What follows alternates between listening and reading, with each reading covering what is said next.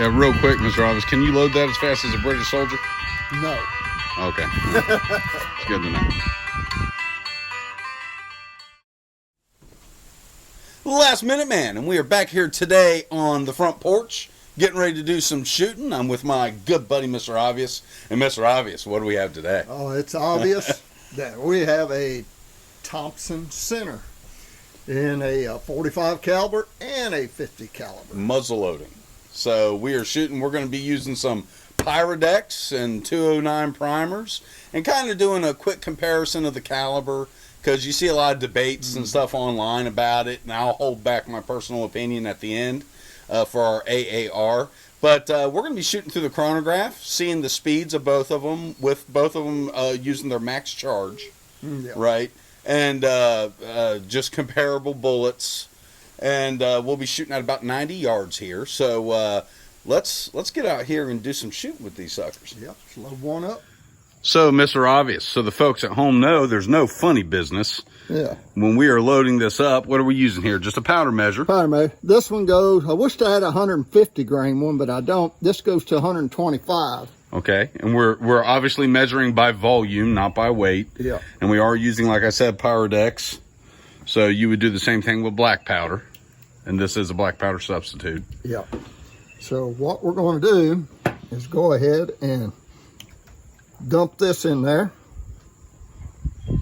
And we're going to mark this back down to 25 grains. Let's see. So we're loading 150, which is max 10, load. 25. So that'd be 150 grain max load for the gun. I tell you, 25 grain is not much. But I'll tell you what, this is what's great about muzzleloader. It takes you all day to load 3 shots. Yeah. So you're not wasting a lot of ammo, but you're still having fun. You gotta like. And then what size bullet are we using here? These bullets is we're shooting the hollow point. Okay. It's a 195 grain power belt. Okay. So that's about the most accurate thing I found out of these Thompsons is them bullets right there. I tell you, they really are very accurate. And of course, I've never shot this particular firearm, but we're going to let Mr. Obvious do 3 shots, but we're going to do the chronograph first. And now you've seen it loaded, let's get down here to the chronograph. Okay, Mr. Obvious, so we got the chronograph set up, set on feet per second. We're just shooting into the dirt over there. Oh, but go ahead, now I'll get a reading off of it after you shoot. Woohoo! 2,064 feet per second. That's cooking. That's actually cooking. That's good, man. So I told you a 45 caliber is probably faster than a 44 Magnum. So, wow. All right, all right, all right. Mr. Obvious, he's shooting at the target to the left. And we'll get these quick shots off here. The wind is blowing pretty good. But we're shooting pretty close. So. Yeah!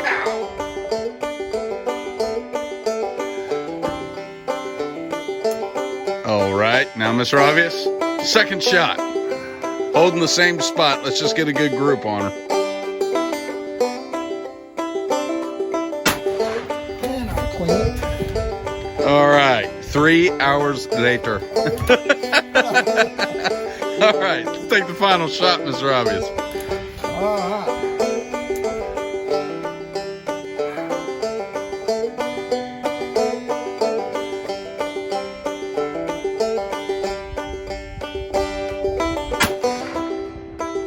Okay, let's get down there and check her out. Okay, Mr. Obvious, so let's get down here. Now, for the folks at home, let them know you were aiming at the left target. Yeah. Let me get my shadow out of the way here. Now show us where you hit. I hit here, here, and here. And that one up here was your first shot? Yeah. First one, and I don't know which one was the next in here. I don't either. The picture-in-picture may tell us. So, but now, you were running max load through that. Yeah, you need to drop that down to about 80, 100 grains. And that That gun at one time would stack the bullets, so I'm just running it way too hot. I think you are, but all we're doing is punching holes in paper. So, like I said, it's at about 90 yards. So, so I'll go back and shoot with the 50 cal. Let's see if I have any more luck. Okay, now I'm going to be doing the same thing, shooting through the chronograph with the 50 cal, and we got it set to 25 grains here. And Mr. Obvious done hooked us up with that. You're going to shoot a max load of 50 grain. 100. It's 150 grain, yeah. Yeah, so we're starting off with 25 here. Dumping her down in there. Okay. So you saw me put that in. Now we're all the way out to 125. And we'll fill this baby up. While you're doing that, I wish I'd have backed that load up to 100 grain for a 45 caliber. I know that thing, it shoots a tight group. I think I just whizzing them bullets too fast out of it. Yeah, I think so too. Because that was highly inaccurate. Yeah, so, and I know that gun shoots good. All them Thompsons they shoot a lot better. I've got one in a 50 also. Yeah, that shoots a lot better. Yeah, but we'll back this one down to, we'll shoot a max load to get the speed out of it like we did the other one. Right, and this is the max load, and we are shooting, just so folks at home know, this is a 348 grain bullet. So I'm not shorting you here. I'm shooting the big boys through it. So we will Go. All right, here Don't we go. get too close to it. Woo-hoo. 1698. Yeah. So that's pretty good, I think, with that 348 grain bullet. Yep. That's moving pretty quick. So let's go down here and I'm going to back it down to 125 grain just for the target here and see if we don't tighten these groups up a little bit. All right. Okay, so we're going to do this quick rapid fire of 3 shots. I'm going to be shooting at the same target Mr. Obvious did and see what I did.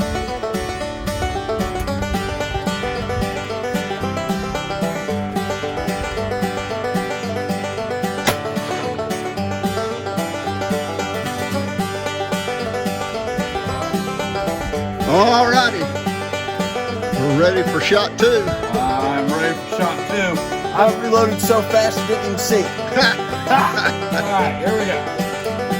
Woo.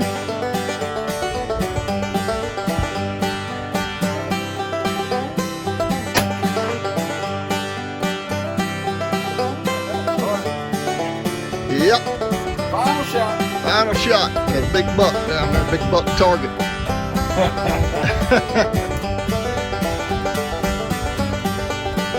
we go.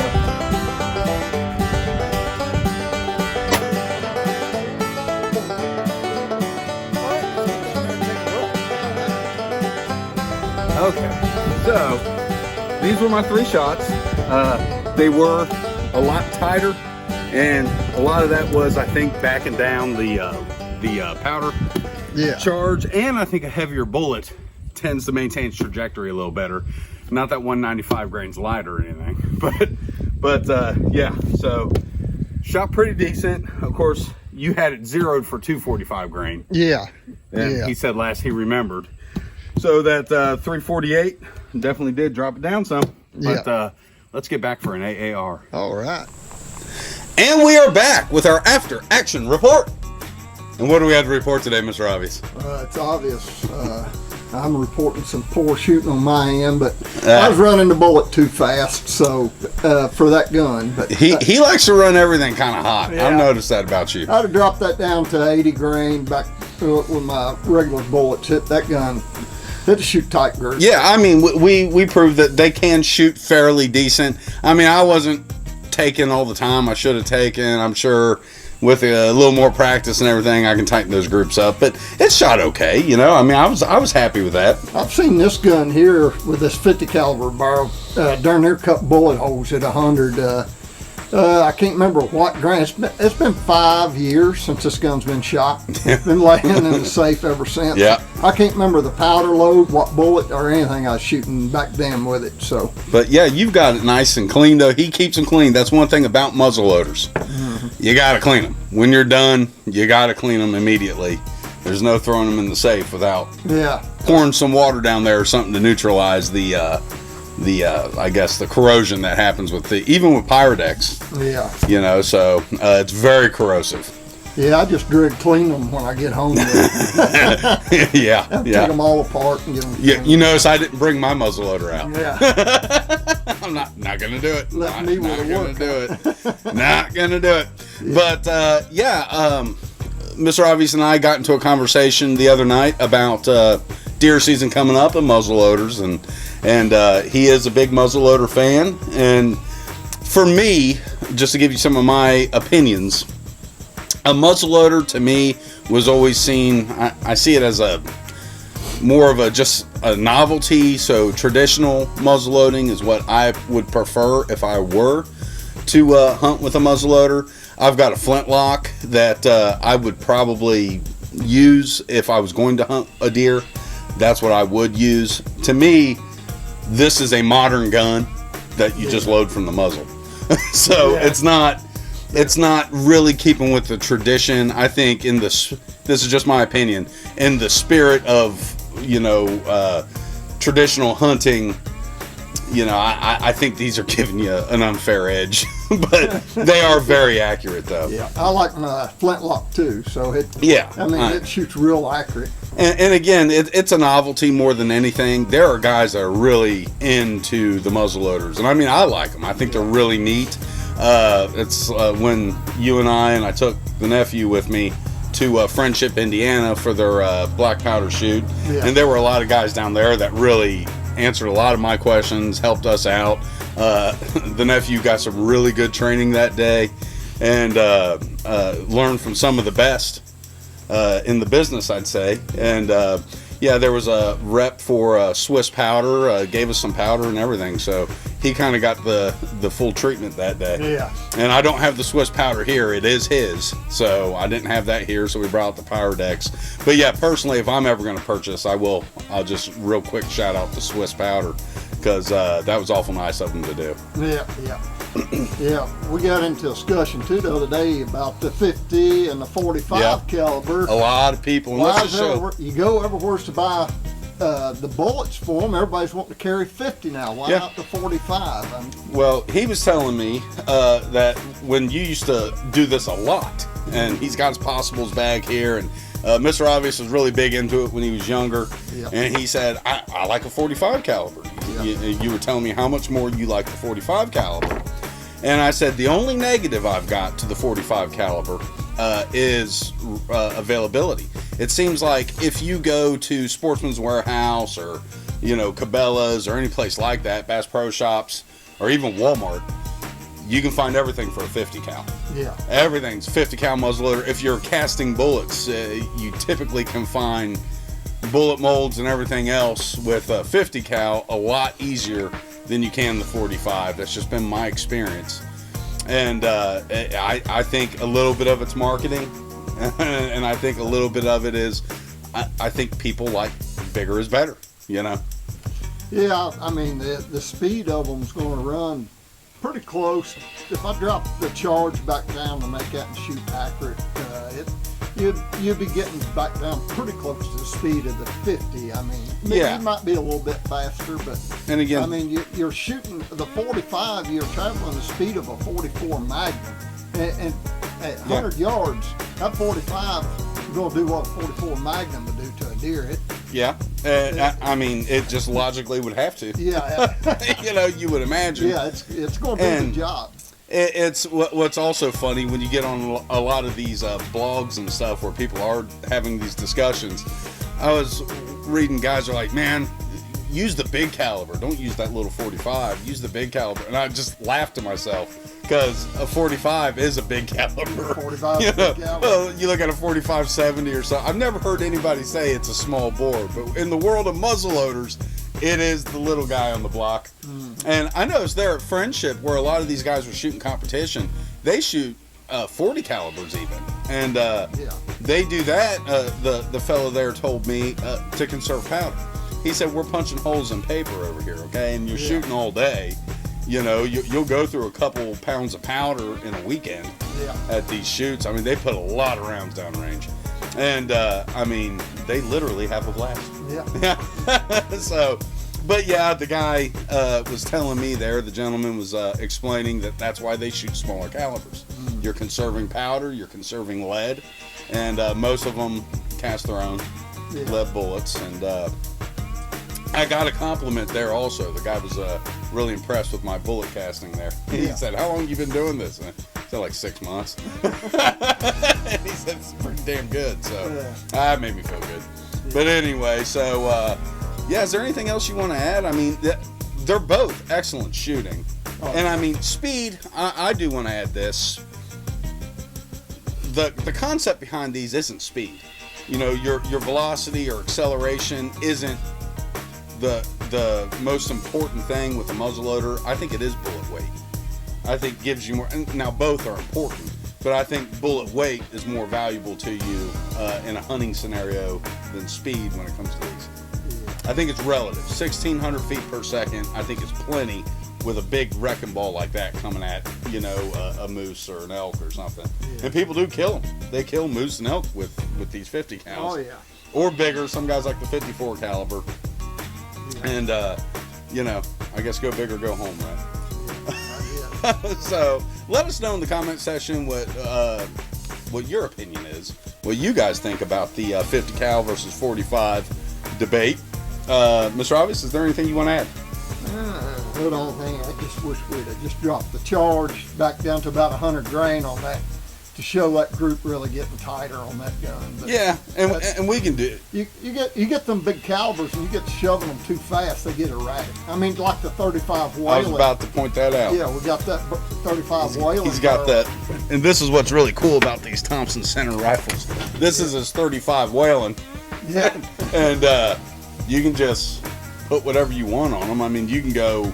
You put a 44. You do have a 44 Magnum barrel. I got 44 Magnum barrel. He's got all kinds of stuff, and that's what's really cool about these. These are very, very, very neat. Yeah. And you run that 35 Whalen too fast, it just slings bullets everywhere. It scatters them. Yeah. Yeah. You drop that charge back down where it needs to be. And I forget that was one of our earliest videos. That 35 Whalen. How fast were you moving that? About 3,100 feet per second. It was serious. 32, we had one guy in the comment section. He said, "That's impossible. You can't get it going that fast." Yeah, he can. he's done it. And there's safari loads that you can buy that have those. And I think again, you're doing it just to say you can, I guess, because that thing's. Yeah, you just got to gradually work up. I mean, to get the speed out of that 35 Whalen, you need that Ogden 335 powder, and you got to work your way up and watch your pressures. And really know what you're doing. Know what you're doing. Just stick to the manuals, folks. That would be my recommendation. But it's not going to do anything for you but see speed. Yeah. You need accuracy. If you ain't got accuracy, you ain't going to make no kills anyway. Right. So back it down and get it accurate. Although it is fun to shoot it when you got them like this, wham! It's like, good God, man, I have no idea what you're doing. Hit a punch. That thing hits harder than a 300. That 375 H&H Magnum we shot was nowhere near as hard kick as that 35 Whalen you loaded. Whalen, you run hit hot, man. It'll let you know you're alive. Yeah. For sure. So I think we've said a whole lot of nothing, but we had fun doing it. Yeah. And you know, folks, let us know what you think, and please remember, keep your knife sharp, keep your powder dry. Subscribe to Last Minute Man.